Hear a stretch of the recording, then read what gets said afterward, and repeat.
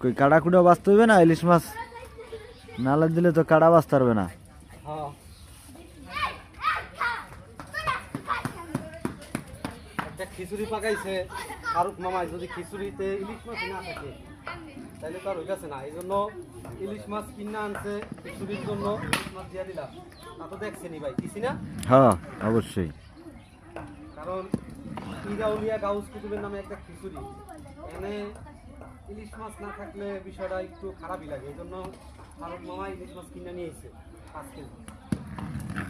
যাক, তো কয় কেজি চাউল ডাউল এক ডাকে? 11 কেজি চাই, হ্যাঁ ডাইলার সামনে 6 কেজি, হ্যাঁ। সবজি আছে, ইলিশ মাছ আছে, পানি আছে, আগুন আছে, এগুলা দিয়ে খিচুড়ি ভাই।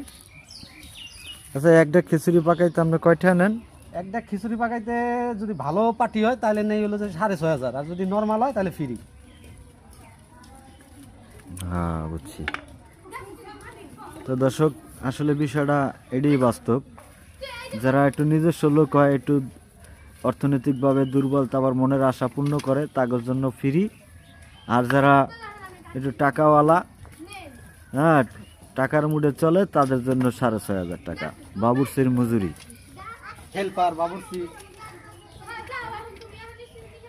আর যদি হেল্পার কেউ লাগিয়া থাকে, তো এই যে একজন লাকড়ি ঠেলতে আছে, হেল্পারের মজুরি কত? হেল্পারের মজুরি বর্তমান বাজারে 1700 টাকা। 1700? কারণ একদিন আগে যায়। আর এই যে চাল দই, এই যে চাল, আর যে চাল, সারাদিন আর যে এই যে চাল ডাল দই, এর মজুরি কত? এর মজুরি 270 টাকা। 270 টাকা মজুরি? বাড়াবাড়ি করে খালি, এই যে মশলা বাড়ে। 300 টাকা দিলে চলে এই বাজারে। আর আমি যে দেখি বইয়া বইয়া ভিডিও করি, আমার মজুরি কত?